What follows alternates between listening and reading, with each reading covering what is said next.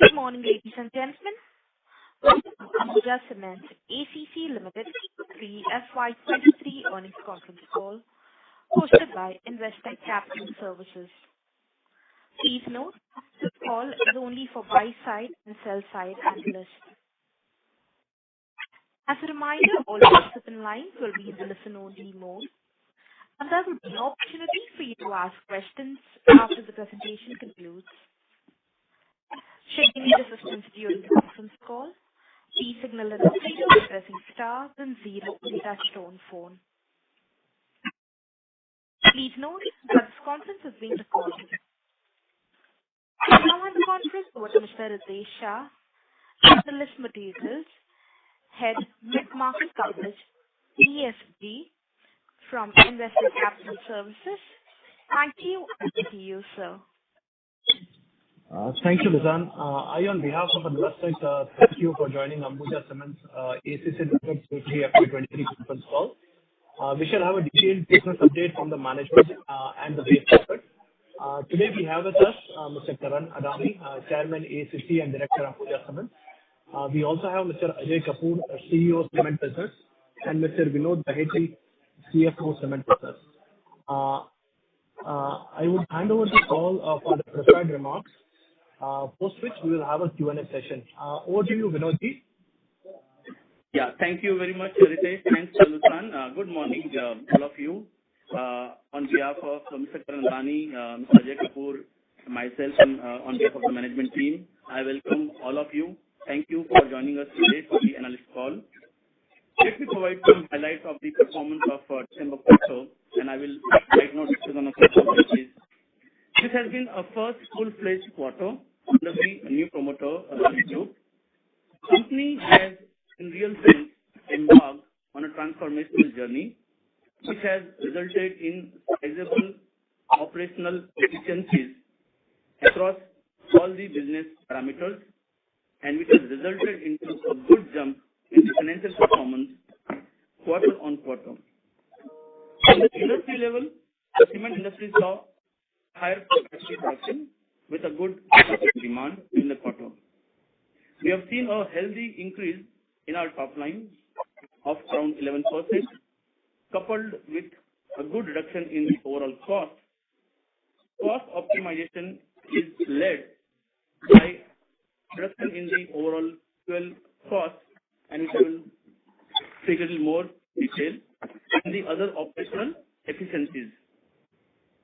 This has helped us to improve the margins, which is expanded by 8% from 6.1% to 14.4%.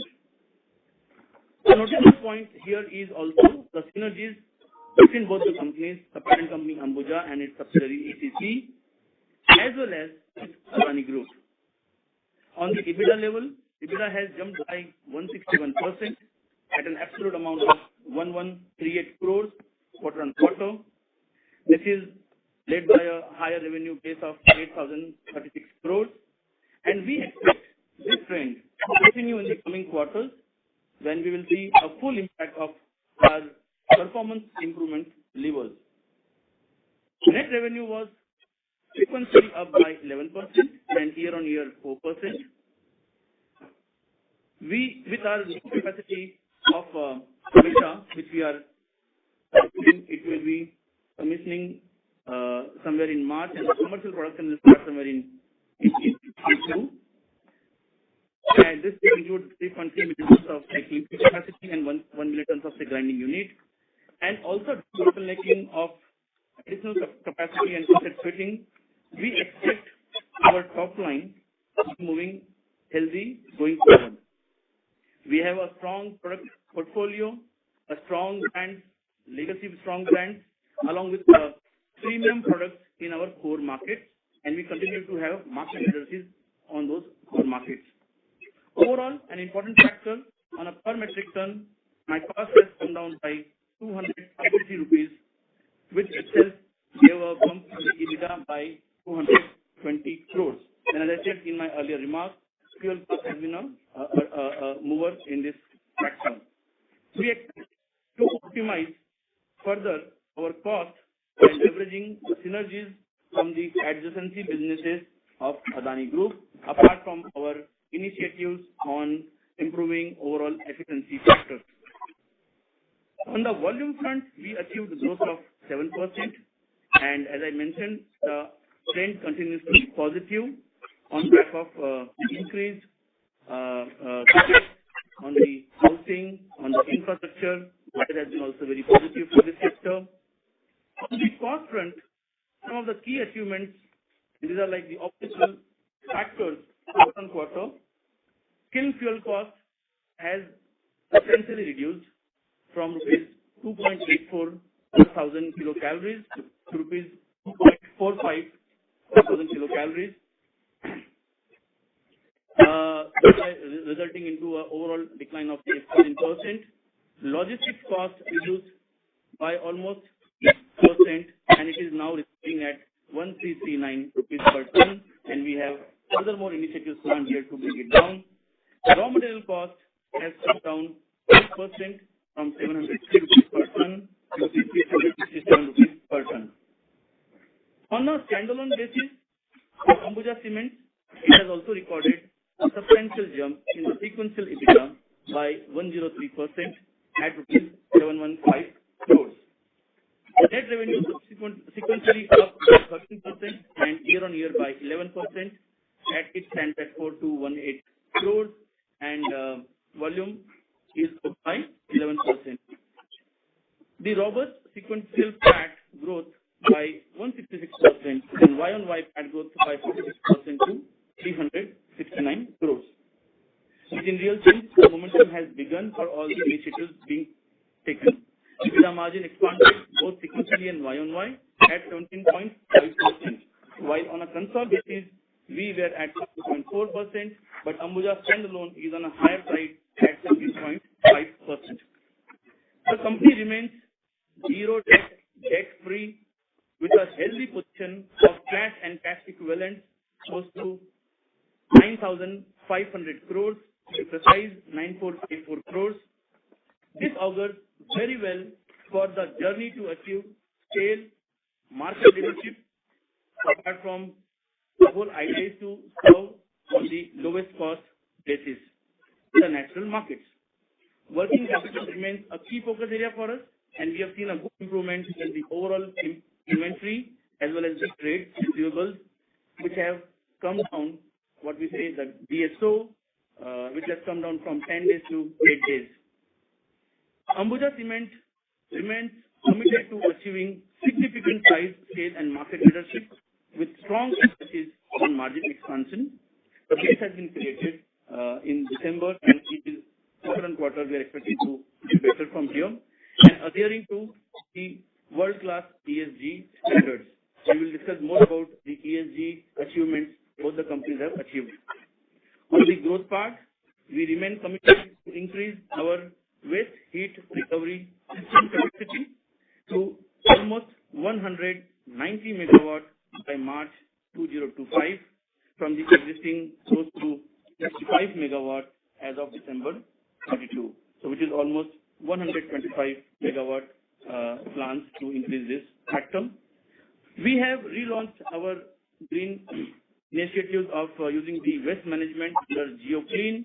We plan to accelerate higher consumption of waste material.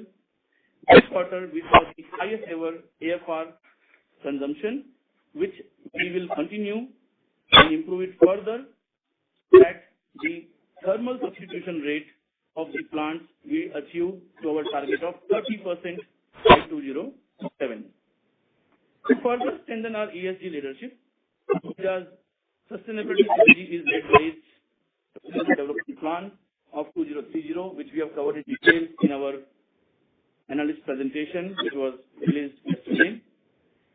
Our ESG highlights make us proud. If I just have to give one or two examples, Ecomax Tank Concrete, which has been launched to augment green solutions in RMC business, and we see a good growth in the RMC.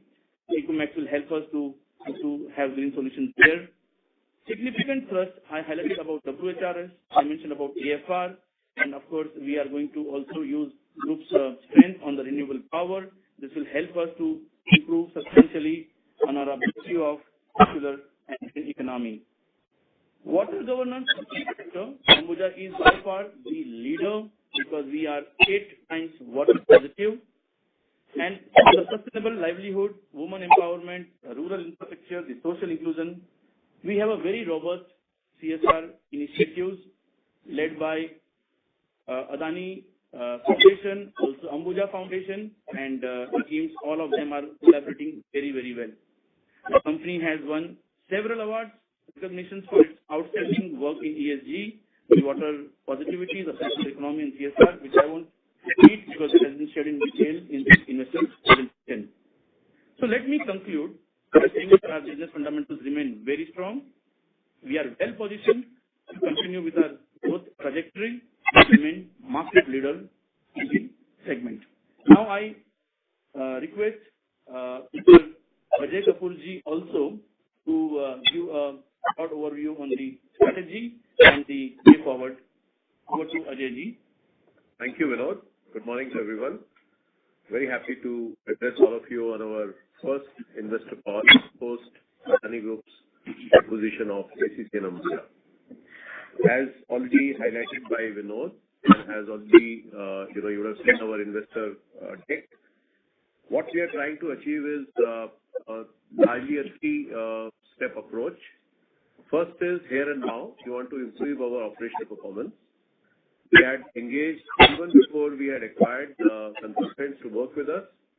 We are very happy to say that all the efficiency improvement projects are now underway, and we expect to start seeing the benefits of improved waste heat recovery, tech fuels, our flash drying investments, improved clinker factor, product mix, playing on the power of ACC Ambuja brands and also premium products.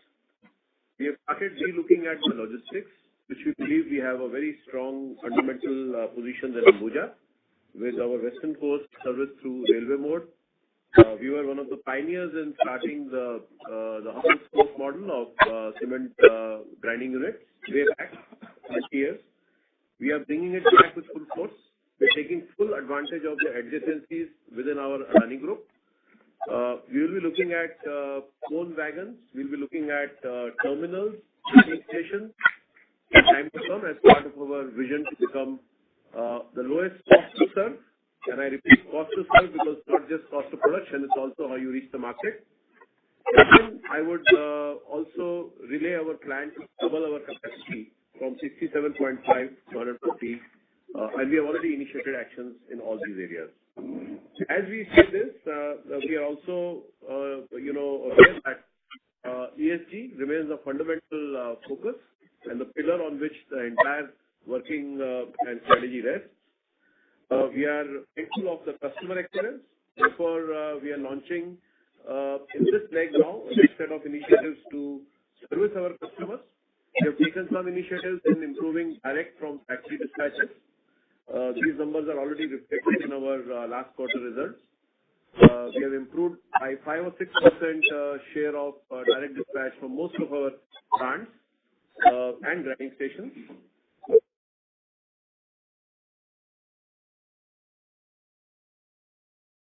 We are also focusing a lot on improving our limestone reserves as well as strengthening our resources. A lot of work is going on. We are relooking at the entire mining strategy. We are relooking at our coal mine and also going forward adjacencies with the group on coal and coal basket, what we call it the solid fuel. You would have already seen a larger and a more focused thrust under GeoClean, which was earlier GeoCycle. We have rebranded it as GeoClean. We want to actually accelerate our alternate fuel by 2027, not so much in future, 30%. I believe that will be a game changer. And we will take our waste heat recovery to about 190 to 200 megawatt, which would basically mean 40% of our power will be green power. I would say those would be some of the fundamental shifts which will allow us to emerge as lowest cost and also one of the largest and the most branded cement company in the country. You know? Yes. So, with these remarks, thank you, Ajay ji. And now I would request to further proceed. Thank you. Ladies and gentlemen, we will now begin with the question and answer session. Anyone wishing to ask a question, please press star and one on your touchtone telephone. If you wish to remove yourself from the question queue, you may press star and two. Participants are requested to use handsets while asking a question. Ladies and gentlemen, we will wait for a moment while the question queue assembles. The first question is on the line of Sumangal Nevatia from Kotak Securities. Please go ahead. Yeah, good morning, everyone, and thanks to the management for conducting this call. We hope such interactions become a regular affair. My first question is on a growth vision. I mean, initially we had articulated a 5-year target of doubling capacity to 140 million tons. We don't see that in the latest presentation. So if you could just share and articulate what is our medium and long-term capacity goals, and also what would be the likely mix of organic and inorganic? Yeah. Hi, this is Ajay here. I'll take this question. Number one, we remain committed on doubling the capacity goal, which is a 5-year goal we set in September 16th on the day of the takeover. As of now, we are looking at all greenfield brownfield expansions within the group. Number one. Number two, we believe there is still potential within our assets to spread them more.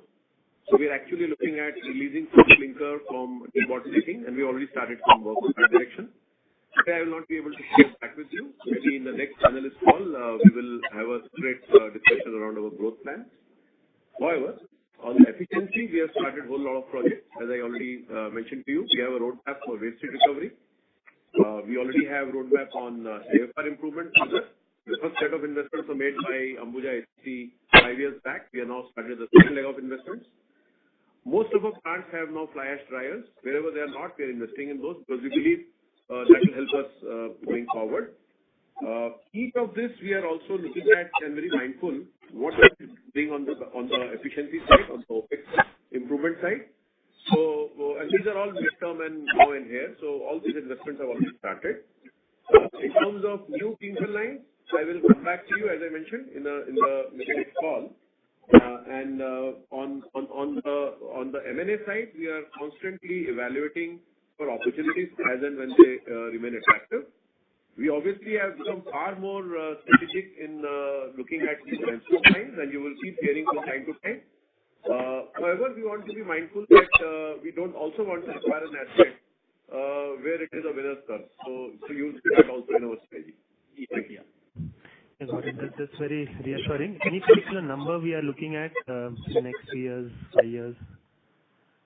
I'd rather not, hazard a guess here. When we come back, we'll give you exact, details, plans ordered, and what is the commission date. So I think that will be a much more better way to address this. Yeah. Got it. That's very helpful. My second question is on this related transactions. I just want to understand, is this payment for old contracts to a related party, and is it a one-time thing and something which could continue?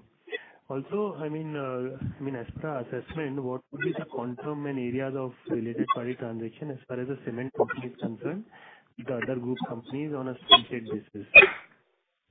Yeah. Thanks, Mangal. I will take that. So, Mangal, first of all, in terms of question, in terms of the related party, for example, between Ambuja and ACC, there have been lots of synergies between both the companies.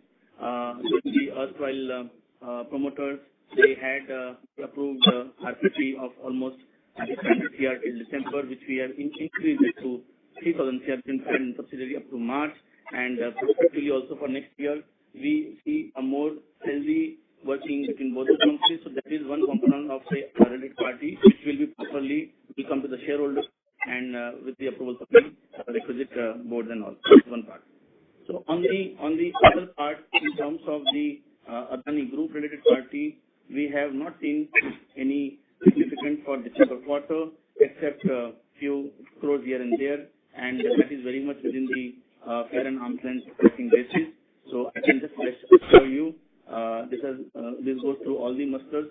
I want to just highlight that we have almost like almost 11 committees, Mangal, and a robust framework. So we have almost like 7 committees which are purely governance committees, and these are not statutory committees. So therefore, I would say that the emphasis on the RPT is more between ACC and Ambuja, which prospectively they will be working more synergistically. On the core part, Mangal, again, I think I would say and allay any fears. There is no related party here. It is a proper trade, and I can go into more detail. So we have entered into a contract which is unique, wherein we have contractual agreement for supplies of almost 16 lakhs metric ton of say coal. This has to be supplied over a period of say 6 months, and we expect that this will be completed between March to June quarter. Over here, we have a cap on the overall price for the supplies. This is a CIF agreement on the port of discharge like Gangavaram, Goa or Mundra. There is a cap on the overall set price, which is $157, and any fall in the global benchmark, and here we have used a benchmark which is the RB1 benchmark. So any fall over there will also get passed on to us. I would just give a simple synopsis that this import of coal actually has helped me as a company to bring down the overall cost of fuel in terms of rupees per kilocalories, because effectively this comes to me as a ballpark as of now for December. If I do an analysis, close to about say 2 rupees or 2.10 per kilocalorie, which is actually resulted when I said that 40% of the cost has run down on the fuel. This is a major also component.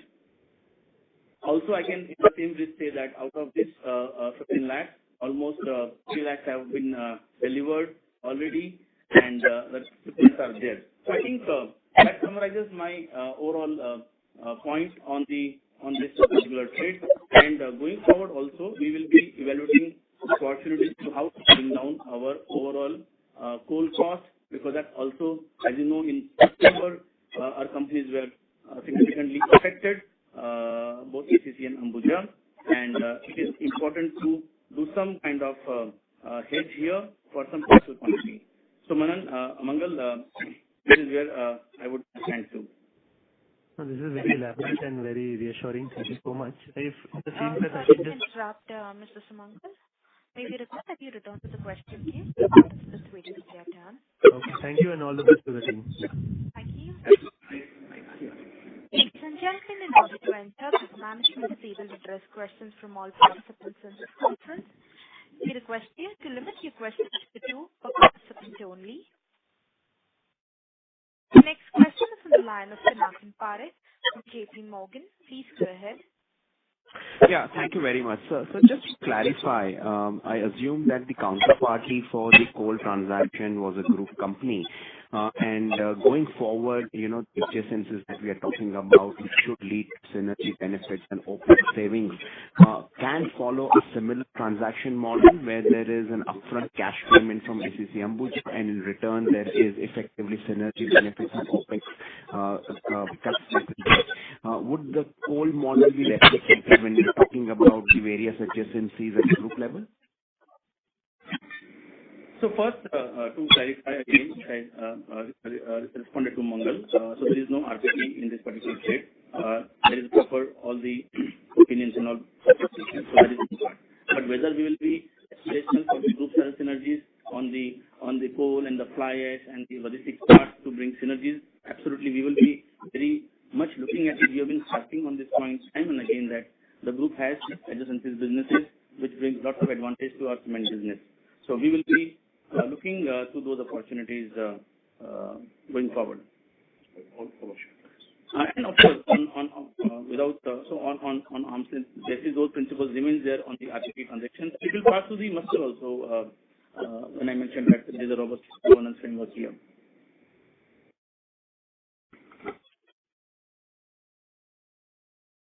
Thank you. My second question is that when we are looking at the presentation, we talk about Adani Cement, we talk about the consolidated level, and we have a growth plan at the consolidated entity.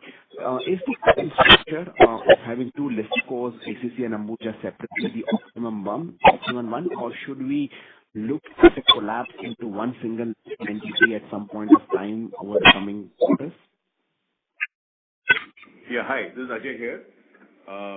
First thing we did on the day of acquisition, while we have two independent boards with different governance, we have unified the management team which runs the cement business end to end. So I, as a CEO, am responsible for the entire cement business. Vinod, as a CFO, is responsible as a CFO for the entire cement business. Likewise, all function heads and even to the regions, the regional cement manufacturing officers, sales and marketing officers, logistics officers, HR, finance, everybody looks at end-to-end system. So that's the first thing we have done. And also, the MSA framework which was rolled out by the previous management, we almost did it like way of life on a day-to-day basis. It works seamlessly. And so whatever, advantages to be taken out on scale and size, we already squeezing the lemon, I would say, to the last ounce, number one. Regarding your question on structure and, whether merger or not, I do not think it is on our table. When it comes on the table, we'll certainly discuss it. Understood. So you're effectively running it as a one company internally, but externally we have two listed entities. Yes, please. That's true. And that is where these synergies are coming. Understood. Thank you very much, sir. Thank you. The next question is from the line of Naveen Saharu from Nuvama Institutional Equities. Please go ahead. Please be louder. Unable to hear. What's the name, please? Sir, this is Naveen from Nuvama. Okay. Naveen, you may please proceed. Right. So thank you for the opportunity. This is Naveen from Nuvama, formerly known as Edelweiss Securities. Sir, two questions. One is when we look at Ambuja's balance sheet, there's a very sizable increase in the capital advances to the tune of almost over 1,700 odd crore. I mean, the previous question, I think Kapurji, Ajayji said that, those plans of expansions, specifically detailing clinker-wise or location-wise or exact capacity-wise, you will reveal in the next quarter. So I'm assuming they are in the work as we speak. Just wanted to understand, because of the total 2,600 crore plus amount that has been spent towards CapEx by Ambuja, the sizable portion lies in capital advances. So if you could just help us understand what exactly is the nature and what is CapEx under consideration. Thank you. Yeah, good. So I'll take it. First of all, about 600 is lying in inventories, which I think is a normal business. We have a plan, as I laid out in my opening, to look at three levers. One is now and here. Second was logistics and supply chain related. The third was growth and expansion. Within growth and expansion, again, there is, going out, setting up a new brownfield within, a new greenfield clinker grinding units. But the second way, optimum way in between is to start getting out a little more clinker from your old kilns. In the process, you also make them more competitive. You reduce the thermal energy, you improve the coolers, you make investments in your mills. You put grinding expansions, crackers, buying new rakes, all that we believe in a short term, and a short mid-term, I would say, around 10,000 crores is what we have invested. And this is what the work in progress we're already seeing in the balance sheet. We'll obviously give you more details in times to come. Each of them is highly accretive and also fastest, bang on our buck. So I think that's where we are. So I appreciate that. And as you said, 10,000 crores in the charge towards this case, which is really heartening, and those benefits, I'm sure, will come. My question still remains, why not under CWIP, if I may just try to understand this a little better in the interest of everybody? and why in capital advances? So, just to address on that point, this moves from advances to WIP with the ongoing progresses. So, this is the milestones. This will keep on adding to the WIP. For example, as you see, the Amitra project also, which is on the overall side completion part, all of that, for example, with the milestones, it keeps adding to the CWIP part. So, I would just say that this is a factor of completion of the milestone, then the accounting wise it moves from advances to CWIP. And this overall capex plan which Mr. Kapoor highlighted, that is a program over say 18 months across the various segments which he mentioned. Okay, appreciate. Thank you so much. My second question is, of course, Sorry to interrupt, Mr. Naveen. So maybe the first that you return to the question, instead of just waiting for their turn. Thank you. Thank you. The next question is from the line of Satyajit Jain from Ambit Capital. Please go ahead. Hi, thank you for the opportunity. Couple of questions. First on capital allocation, we do understand that there is no debt on the balance sheet of ACC and Ambuja, but there was debt taken at the promoter entity for acquisition. Would there be, as you look at capital allocation, would there be need to upstream some of the cash for debt payments at all, or would the entire cash flow for ACC and Ambuja would go towards CapEx and tied to that? Some of the questions, has there been any equipment ordering at all yet?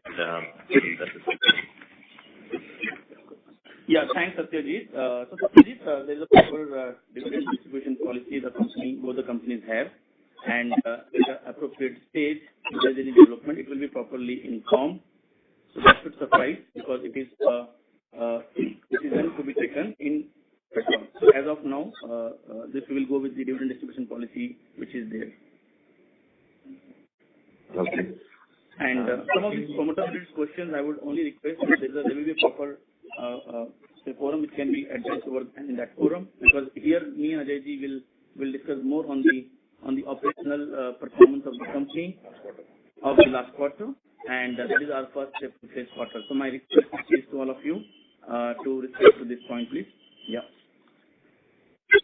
Secondly, on the entire synergies on the logistics front, on the port front, we had heard from companies previously looking to transport cement, let's say from south to east, that the port charges become prohibitive, paying port charges in port outbound and inbound, and even there is any ports also that the company can leverage.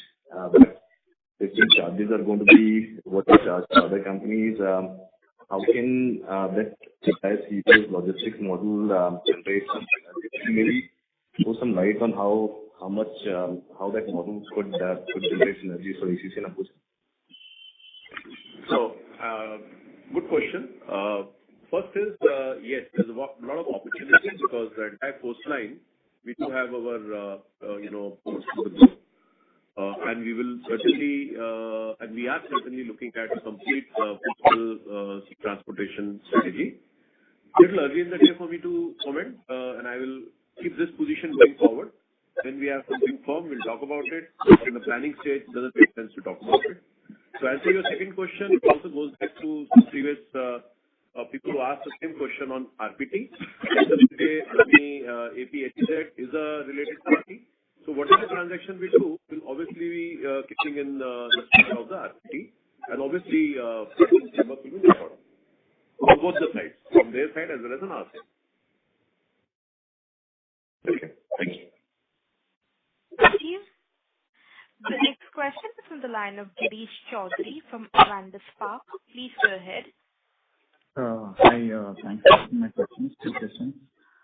Firstly, on the fly ash, if you can throw some light on the long-term contract which you mentioned, signing with our companies to bring down the cost, what percentage of the requirement will this cater to, and is this a RPT, and will there be advance payment for this as well? Advance payment for fly ash to the government power stations advanced payments to Coal India for the coal procurement, advanced payment for the petcoke, for the refineries of the government, advanced payment to the GEPs for the power we buy is something a bone of contention all the time and not going away anyway. As far as your second question is on fly ash contracting, we certainly have a very strong group of agencies here within our group, and we are examining it, and we're going to take full advantage of it. Again, all the skills will be based on RPT. If let's say group has a power plant in X location and it's offering fly ash at say Y rupees, we will also be offered the fly ash at Y rupees, because at the end of the day there is a separate CEO sitting and running the power business as I run the cement business, and he also has the same set of stakeholders as I have.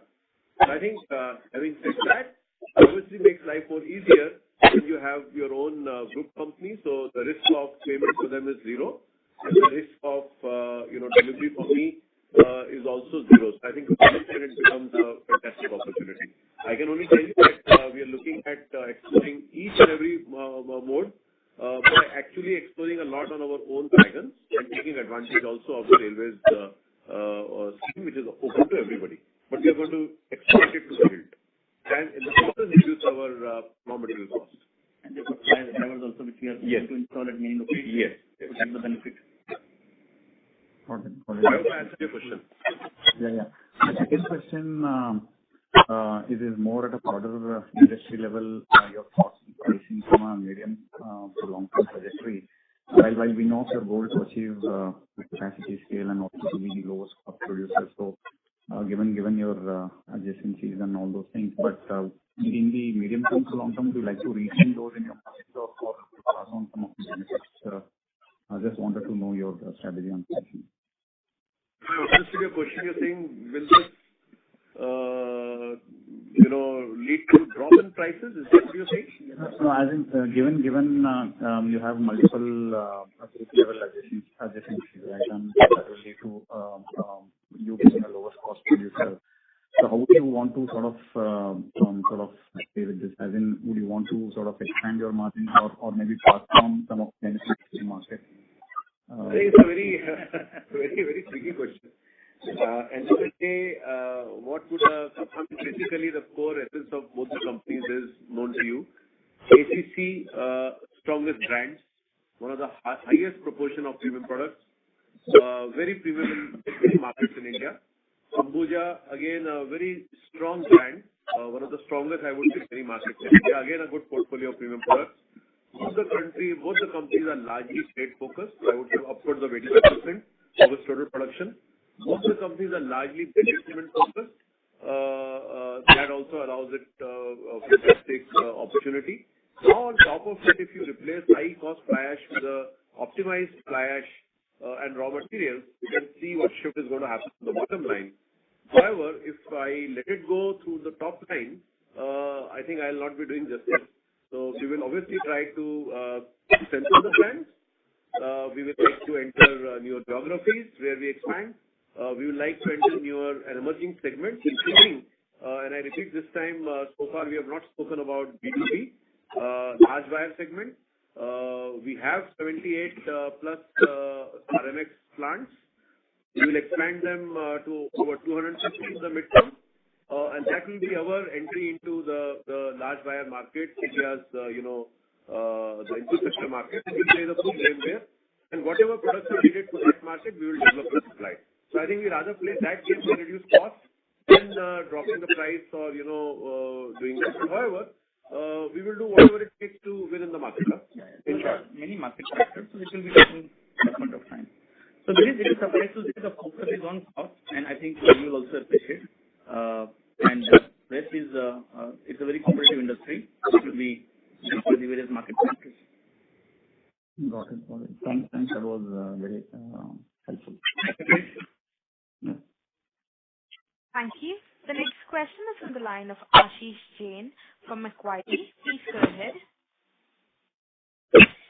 Sir, good afternoon. Sir, my first question was, you alluded earlier in the call that ACC Ambuja are, basically operating as one entity. To the extent that on the ground, the team is kind of same. Now, given these are two listed entities with, different minority investors, how are we, ensuring, the optimization of profits for both companies in this case? So, a good question. As I mentioned, while we run the business as a management, we still operate the companies as independent entities for the statutory and all legal and regulatory purpose. We have a approved plan of MSA, which is the Master Shareholder Agreement, approved by the shareholder. And we govern within the guidelines of that, which allows the selling of products of each other, which go through the scheme of audit committee, independent, review. And I'm very happy that our governance is first class. So within that, and that's why in time to come, we also focus, while we focus on individual entities, we also focus on the entire combined entity, because when the entire combined entity wins, both the shareholders and both the value creation is taken care of. But it's not one at the cost of the other, to answer your question. Don't you think, if the fleet on the ground is common, there is a chance of conflict of interest? Do you think we run that risk? Because let me answer your question. I understood where you're coming.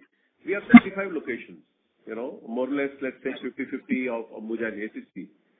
At the location, the people who are running the site, they are totally focused on improving the efficiency of the site. So I don't see any conflict there.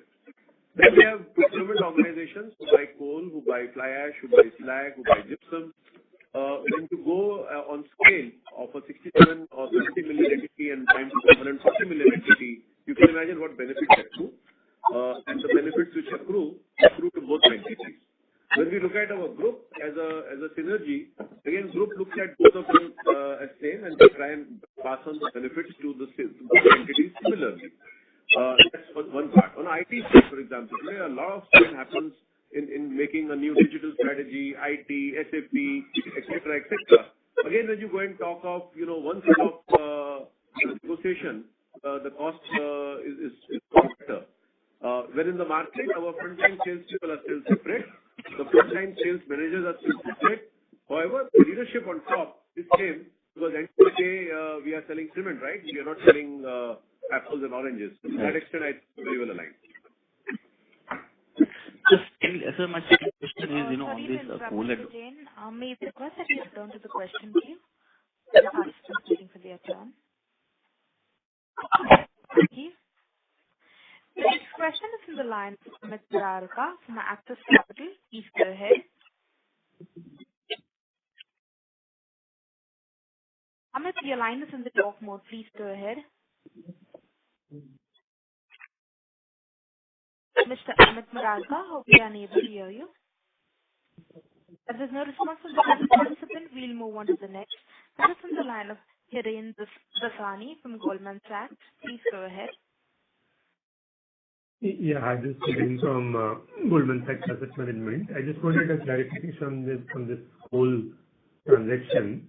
So, categorically asking you that there is no Adani Group entity as the counterparty at the first, second, third level, whichever way you want to think about it. Ladies and gentlemen, thank you for patiently holding. We now have the line for the management reconnected. Over to you, sir. Mr. Dasani. Sorry, friends, some difficult on this phone. But now, Amit, you were on your question, please. Can you hear me? Yes, we can. Yeah, so this is Hiren from Goldman Sachs Asset Management. Just wanted to go back to this coal transaction of long-term purchase agreement. So just wanted to categorically ask you that even at the indirect level or, at whichever level you want to think about, there is no Adani Group entity as a counterparty there? No, Hiren, I'm clearly highlighting it again. No counterparty of Adani entity. Okay. And this trade is all beneficial for the company. So you explained that quite in detail. So thanks for that. And just quickly on that, I'm just curious that the group has so much of coal-related businesses, whether it is trading or whether it is handling and all.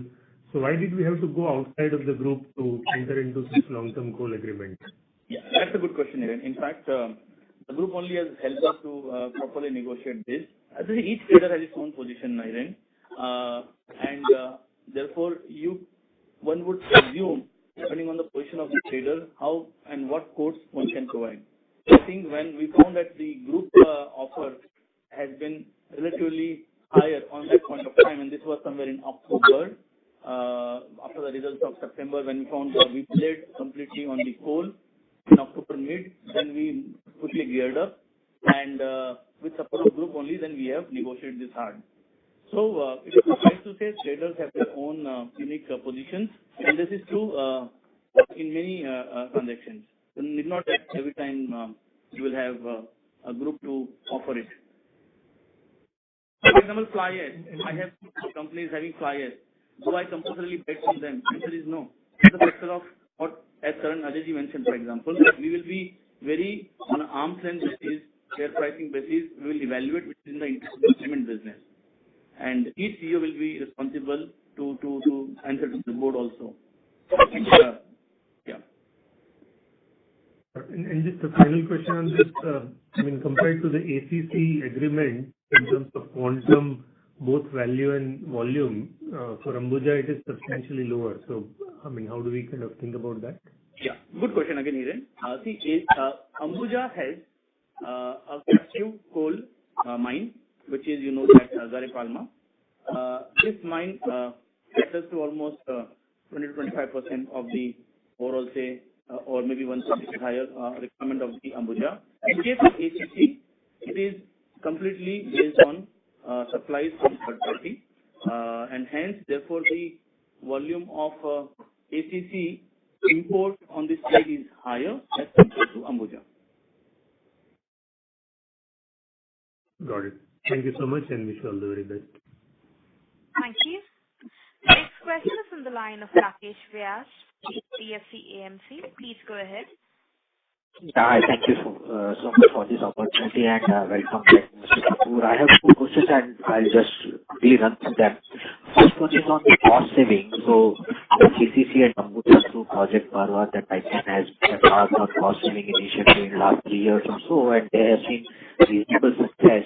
So, beyond this, what is the quantum of cost savings measures that you think you will be able to achieve through either the OpEx that we are doing or the synergies, if you can highlight that? The second question is on the capacity expansion itself. Assuming that we are planning to double our capacity through organic growth, it essentially means around 15-16% CAGR on capacity addition. I just want to understand how flexible this growth plan could be, because although we've been fairly hopeful as an industry on demand growth, if demand does not have conducive growth environment going forward, how flexible are we to scale down our growth ambition out there? Thank you so much. Ladies and gentlemen, thank you for patiently holding. We now have the lines of the management reconnected. Over to you, sir. Friends, sorry, now we have connected through mobile. There is some problem on the landline. Sorry about that. Yes.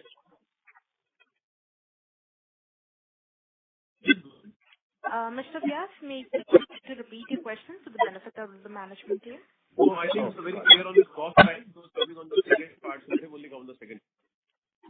Yeah. So my second question essentially was around the capacity growth plans that we have, doubling of capacity in 5 years. Essentially, if all is organic, means 15% capacity to CAGR. And although as an industry, we've been always very hopeful of demand environment, I'm just trying to understand how flexible we would be in our capacity ambition if demand does not seems very conducive in that sense.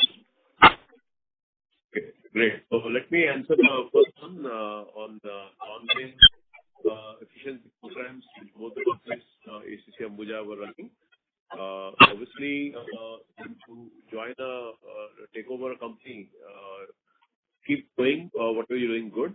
However, we believe that we can certainly bring in focus. For example, from where we were on the instant recovery to where we ought to be.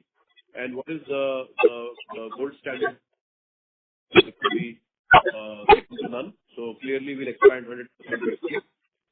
Clearly, I'm not highlighting it today, but as you understand, our experience best within the group on curry, etc. So we are still on a planning stage, and I'll talk about it on the time. How we will use that efficiency to become more green and also more competitive. Again, we run a large part of our business with our own PPPs. But again, we have a very big opportunity to work with our colleagues on the power side and see how best we can run our power plants more efficiently. There are advantages of where again we have colleagues more agile trading on the exchange. Just to lay out on one set of KPIs. The second set of KPIs is coal mining, coal focus for more and more coal. So I think that's another area where we're going to work very closely. And I believe we can certainly bring more value addition here. The third set of KPIs are around logistics, like somebody already asked me before, and I also mentioned. Own your awareness schemes, the GPWS, understanding of our Adani logistics colleagues in this area can certainly help us. Setting up a vast network of cement terminals and brand units in near short term, which I believe is value accretive one. Not only it allows you to take positions closer to the customer, you also move more cost-effective manner through your own wagons or through railways or through ships, as we have done in Ambuja way back. And then when you move out in the market, you go direct, so you avoid warehousing and you go straight to the end users. So it allows both better quality, less leakages, and lower logistics costs. These are three areas. On top, we are already doing alternate fuels. We have embarked on it and we said how we can accelerate it. So we have actually taken a target of going as high as 3%, which I believe is possible because some of the plants, even now as I speak to you, within a compared to about 20% plus. If they can do it, why not the rest? So for that, we are also making a lot of investments. But I think what perhaps was not done in the past was, spending money in also making existing assets, spending a lot of money on AFR, alternate fuels. So I think those things we are going to go in a big manner. Then, of course, we do have a lot of reserves of limestone at our existing sites. And brownfield obviously has a very attractive proposition. You can do it in a cost-effective manner. And I think here, again, a more domestic way of looking, more Indian standards, more in-market. I think those are the areas which will immediately help us, set up these capacities at a reasonable cost and within the time. To answer your question on the demand side, typically 8-10% is what we believe is a safe demand on the back of GDP of about 6 to 8%. This year, there will be a bumper year, then there will be not so great year. I think that will not deter us from our growth ambition because we are building India for a longer term. Our per capita consumption still remains in mid-200s. And I believe there's an opportunity to go to 500. Even if you look at Thailand on a per capita income basis, India at about $2,000.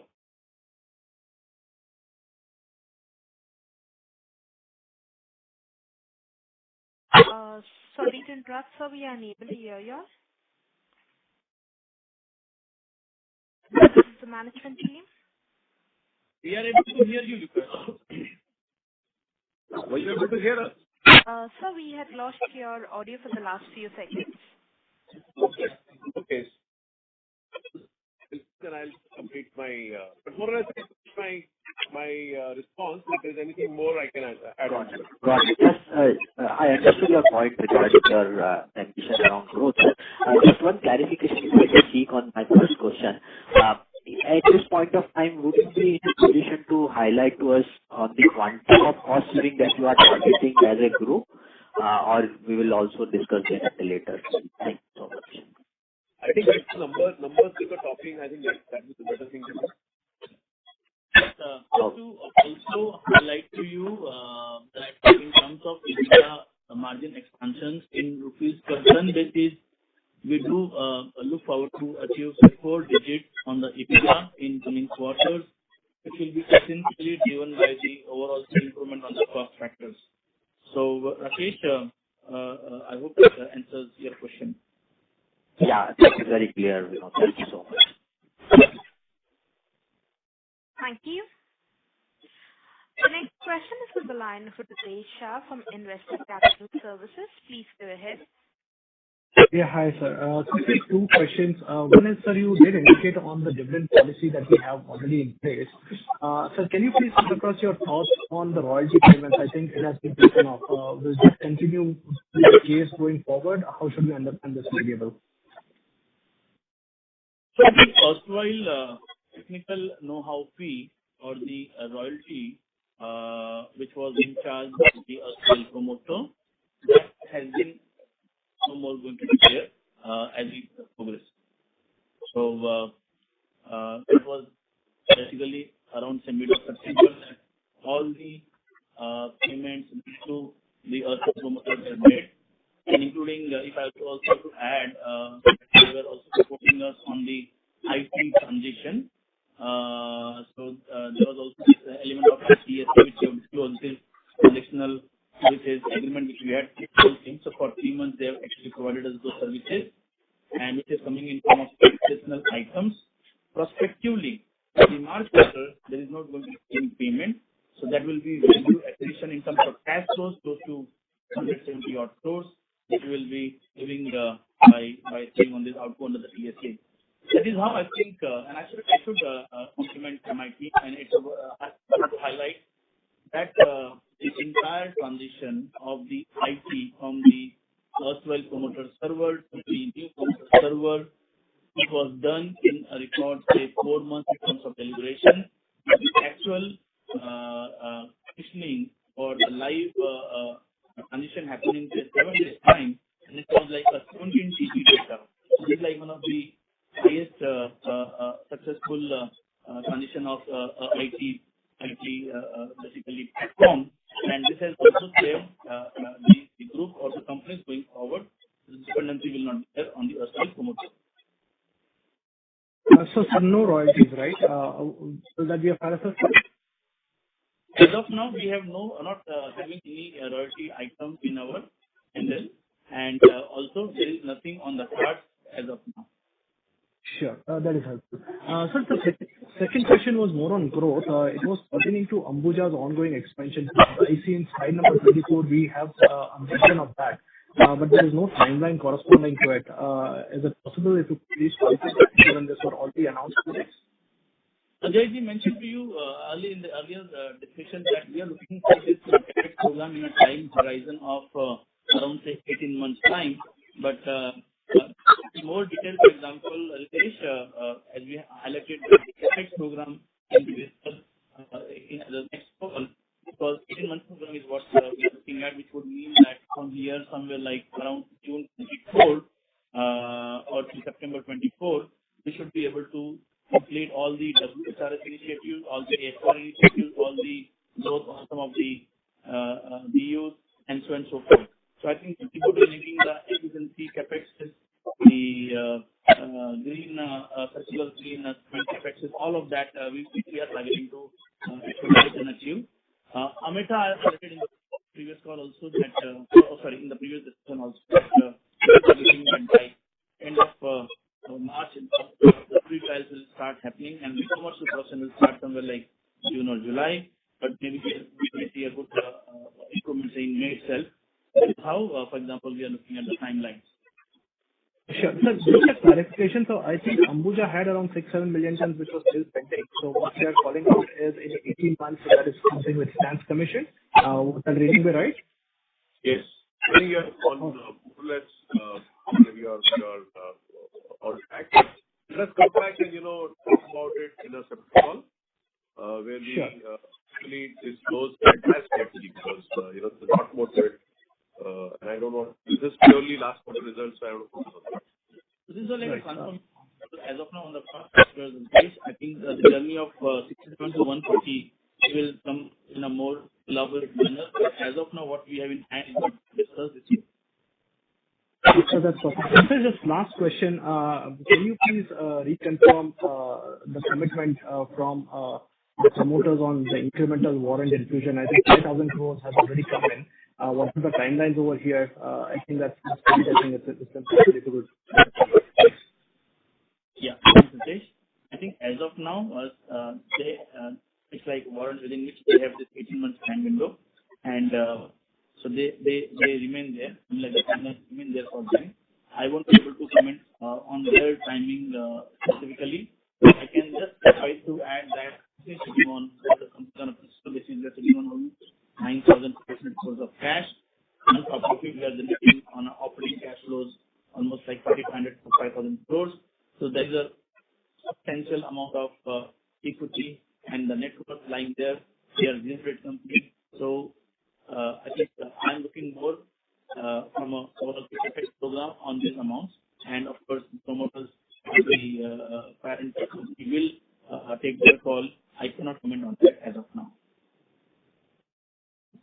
Sure. Thank you so much for the answers. Lizan, over to you. Thank you. Ladies and gentlemen, due to time constraints, this is our last question. I now hand the conference over to Mr. Ritesh Shah for his closing comments. Thank you, Lizan. I'd like to thank the management for a detailed call and remarks. I'll again hand it back to Binoji if you have any closing remarks. Thank you so much. No, I again thank you from my side and also from Ajay Vice side. Thank you to all of you, and do excuse for those couple of technical glitches. We would love to engage now more often with you, and if you have any other questions, we can always offline connect on that subject. Thank you very much, Ritesh. Thank you, Lucas, and thanks everyone. I rest myself on this. Thank you, members of the management team.